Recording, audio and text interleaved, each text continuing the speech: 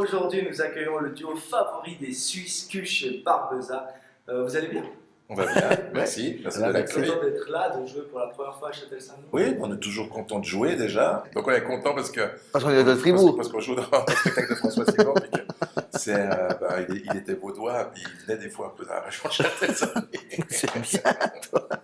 Nous, en tout cas, on est très contents de vous accueillir. On va tout d'abord commencer par une petite interview, ensuite on fera un petit jeu avec les petites pancartes. Parfait. Pour commencer, avant de parler d'Ainsi sont-ils, j'aimerais savoir si en parallèle d'Ainsi sont-ils, vous jouez d'autres spectacles, par exemple à la Fabrique. Oui, on fait plein de trucs en même temps, nous, en fait. Alors, on fait pas toujours des trucs ensemble. Il fait des choses de son côté, moi je fais des choses du mien.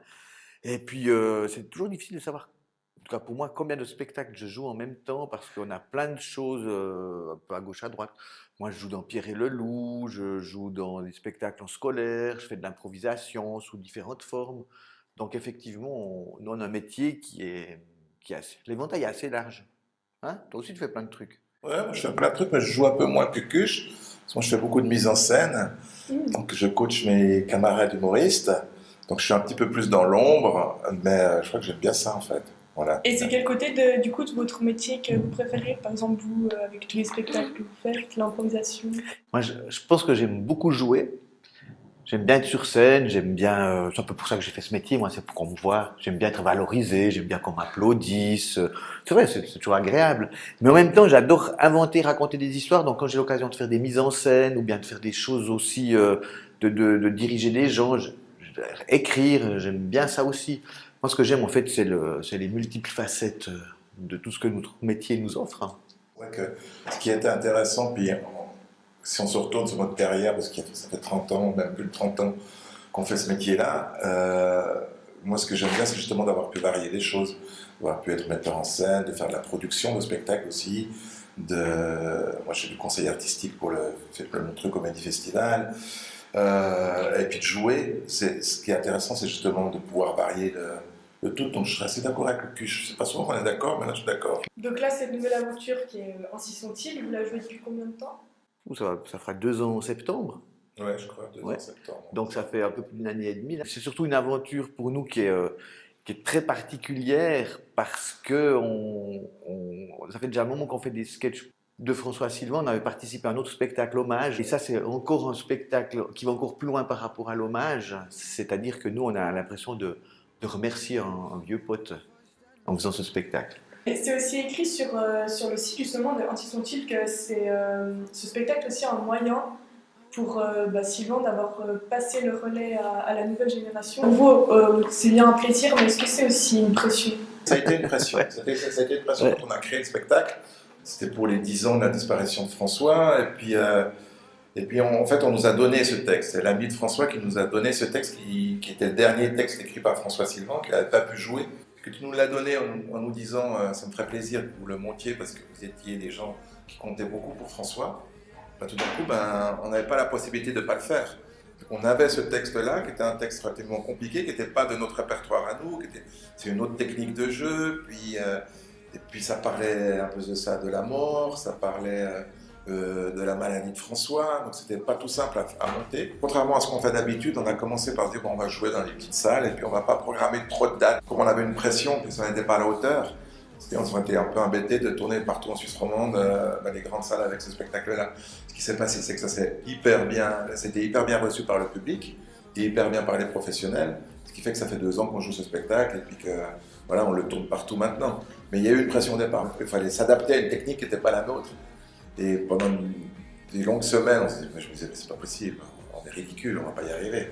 Mais en travaillant, on arrivait à faire quelque chose qui est en fait au résultat une sorte de mélange de François Sylvain et de Kush et Barbeza, parce que dans le spectacle, on avoue que c'est nous-mêmes qui jouons François Sylvain. Mais ça se voit en même temps. Oui, ça se voit. On n'a pas besoin de faire grand-chose pour que ça se voit. Mais les gens, en fait, ils voient François Sylvain, ou un peu François Sylvain. C'est pas de l'imitation, mais c'est le style à François. Puis en même temps, ils voient Kush et Barbeza. Donc je pense que c'est ça la réussite du spectacle. Et vous pensez le jouer encore combien de temps, le spectacle? Pas longtemps, parce qu'on s'arrête à la fin du mois de mars. Et on va le capter pour la télévision suisse. Et après, ce sera notre dernière représentation, fin mars. Est-ce que vous aussi, vous aimeriez, à la fin de votre carrière, avoir l'occasion de passer le relais à la nouvelle génération? Ou bien vous préférez garder l'attention sur vous? Moi, j'écris plein de textes pour le moment, puis quand je serai mort, on va pour ça pendant 150 ans, on pourra jouer encore des textes de moi. Non, mais nous, on fait déjà ça de passer le relais. Tu parlais de la fabrique, c'est dans cet esprit-là de transmettre, d'avoir envie de communiquer le plaisir qu'on a de faire des spectacles. Donc, François nous a fait profiter de cet état d'esprit-là. Il est venu quand on était au début de notre carrière nous donner des conseils, et puis nous, on le fait encore. Jean-Luc, il le fait énormément en faisant des mises en scène, en encadrant des jeunes, des jeunes sur leurs premiers spectacles, etc. Ouais, puis, Pour résumer, oui. Que Benjamin parle de la fabrique, c'est qu'il y a une école de théâtre. Donc vraiment, l'idée de transmettre, ça, je pense c'est quelque chose qu'on fait quasiment au quotidien depuis quelques années. François Silvan, il avait beaucoup l'habitude de s'inspirer des choses qui se passaient dans la vie réelle, par exemple comme dans la fête de la Vignoise. Ouais, des choses vaudoises. Ouais. Est-ce que vous trouvez aussi que c'est la meilleure inspiration? Oui, nous, on a toujours été assez sensibles à ça aussi, de parler de nous aussi, parce que on parle de nous, on va pas faire un spectacle sur des trucs qu'on connaît pas, on serait pas vraiment capable non plus de le faire. Nous, on a de l'autodérision, on rit de nous-mêmes, et puis des choses qui nous entourent. Voilà, c'est ça, vraiment. Ouais. Je pense que voilà, on arrive à rire de ce qui nous entoure, à rire de nous-mêmes. C'est plus difficile de rire de choses qui nous seraient éloignées, de rire de la guerre de Russie ou de l'handicap ou du féminisme, par exemple. Parce que ça nous concerne moins, même si le féminisme, ça nous entoure plus que la guerre de Russie. Mais l'handicap aussi pas mal. Oui, l'handicap aussi pas mal. C'est deux mauvais exemples, mais gardons la guerre de Russie. J'ai vu sur des sites internet pour prendre les billets de Ainsi sont-ils que c'était souvent, entre guillemets, déconseillé aux moins de 12 ans. Pourquoi? Je sais pas pourquoi c'est déconseillé aux moins de 12 ans. Un truc qui est sûr, en tout cas, c'est que ce spectacle parle énormément aux gens qui ont connu François Silvan. Si on n'a pas la référence de François Silvan, souvent qu'on passe à côté de quelque chose qui est presque essentiel dans ce spectacle. C'est vrai qu'un enfant, nous on a fait des spectacles, on a travaillé avec des spectacles de cirque, on a fait le Cercle Crime, on a aussi fait des spectacles pour les enfants qu'on a créés au Petit Théâtre de Lausanne, ça s'appelait Chez Barbosa font des bêtises, c'était clairement destiné aux enfants. C'est vrai que moi, je ne conseillerais pas forcément à des parents de prendre un enfant de 8 ans pour venir dans ce spectacle parce que c'est très verbal, il n'y a pas beaucoup d'acrobatie ou de bêtises, il n'y a pas beaucoup d'humour visuel, même si techniquement il se passe des choses, mais c'est pas un spectacle qui est fait pour les enfants. C'est quoi pour vous la principale justement différence qu'il y avait entre ces interprétations et celles que vous faites maintenant? Silvan, il fait des personnages, vraiment des personnages qu'il a observés dans le quotidien, et puis il a toute une technique pour passer d'un personnage à l'autre, alors que nous, chez Barbosa, on s'est toujours inspiré d'abord. Le premier personnage, c'était nous. Nous, on forçait un peu le trait, on forçait un peu l'accent. Il faisait un peu le malin parce qu'il est un peu plus malin que moi. Moi, je l'appelais imbécile parce que je suis un peu plus imbécile que lui. Puis, on a créé une relation de deux personnages comme ça entre nous. On a rarement joué d'autres personnages qu'on a observés. Et ça, c'était la grosse difficulté de ce spectacle. Vous pensez que, comme vous le jouez maintenant, c'est comme il aurait voulu que vous le fassiez? Elle est bien, ta question. Ouais. Écoute, je pense oui, parce que sinon, il ne reviendrait pas à chaque fois. On a quand même un peu l'impression qu'il est toujours avec nous. Je pense que si vraiment il n'avait pas été content, il ne reviendrait pas, quoi. Ou alors il nous empêcherait de le faire. J'imagine, pour répondre plus concrètement à la question, je pense qu'il serait content parce que, comme le public, comme on le disait tout à l'heure, les gens ils voient aussi que chez Barbosa dedans. Je ne pense pas qu'il aurait voulu qu'on fasse une imitation de lui.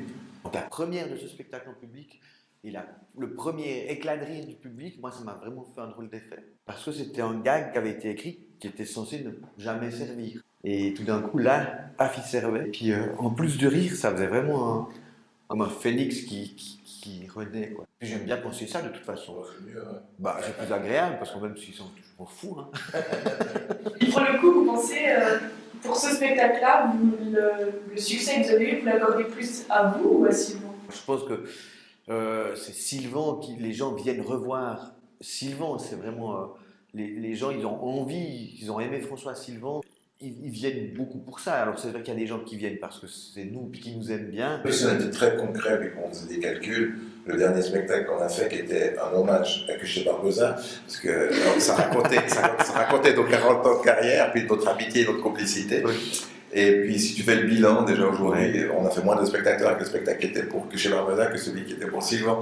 Alors, on va terminer par un petit jeu. Je vous explique le principe. On a deux pancartes ici, Ouais. une pour Cuche et une pour Barbeza. Ah d'accord, ils sont recto verso. Et puis, on va jouer au qui de vous deux. C'est-à-dire que, par exemple, un exemple pour qui de vous deux, un joueur, on entrer sur scène et vous, sans regarder les C'est pas sexuel, il y a un qui touche pas. Non, non. Alors, lequel de vous deux est le meilleur en impro? Barbeza est très très fort en impro. Sauf que lui, il veut pas l'assumer qu'il est fort en impro. Du coup, il n'a pas développé ça. Mais sitôt qu'il aura vraiment compris qu'il est très fort en impro, puis qu'il se jettera, ben ma foi, je serai obligé de faire comme ça, quoi. Lequel est le plus drôle? Vous pensez que c'est lequel qui est le plus imaginatif, qui a le plus d'idées? Ah, c'est difficile. Parce que Barbeza, il a vraiment une vision. Et puis très souvent, quand on construit un sketch, lui, il va donner l'angle de vue. Et après, moi, je suis peut-être un petit peu plus à travailler sur ce qu'il appelle l'esprit de répartie, sur comment est-ce qu'on va rebondir sur cette situation-là. C'est imaginatif, mais en même temps, il a une efficacité innée. Regarde la gueule que ça nous fait quand on fait comme ça. Lequel est le plus capricieux? Il est d'accord avec moi. Lequel est le plus flemmard, vous pensez? Si tu as une liste avec tous mes défauts qui sont préparés, c'est bon, hein. Qui d'entre vous est le plus romantique? D'accord. Toi, tu es un romantique, toi. Ça fait combien de temps que tu es avec la même fille? Qui a le plus de talent caché? J'ai copié. Qui en a le plus? C'est forcément moi parce que Cuche, tous ses talents, il les montre. Donc, même quand il n'a pas de talent, il se montre. Boulanger-pâtissier, j'aimais pas beaucoup faire ça. Enfin, oui, j'aimais bien, mais... Alors, on peut dire que c'est pas un talent caché, parce que alors, franchement, il m'a fait une fois, à 35 ans, il a fait une fois du pain, on n'a pas pu le manger. Hein. Qui a le plus bel accent de Châtelet? Je pense que... Moi, j'ai plus de modèles. Ouais, si on le... Dans le jeu, sur scène, je pense qu'on peut faire comme ça, parce que on a tellement travaillé ça, on a tellement cultivé cet accent, puis on sait le faire. Qui mange le plus de tripes de Neuchâtel? Voilà. Si, moi j'aime bien, mais je mange rarement en fait. Je peux affirmer que c'est bien toi qui en manges le plus. Ah, mais quand j'étais gamin, grand-maman, la Mouti, elle nous invitait chaque année pour aller manger les tripes au cheval blanc. Merci beaucoup. En tout cas, Ça finissait sur les tripes. Bah ouais. C'est la question finale, les tripes. C'est toi qui as gagné. Bah, merci à vous, c'est très sympa. C'était très cool, drôle. vraiment, franchement. Non seulement les questions étaient pertinentes, mais vous étiez très à l'aise. Et moi, j'aimerais plus faire des interviews avec vous qu'avec d'autres. On veut des noms maintenant. bonne chance pour votre représentation de ce soir. On dit pas ça par contre. Ah oui, pardon. On dit merde. Fin pour ce soir. Merci Jérémy, merci Fanny. Merci Fanny, merci Jérémy. Merci Madame Fanny, merci Monsieur Jérémy.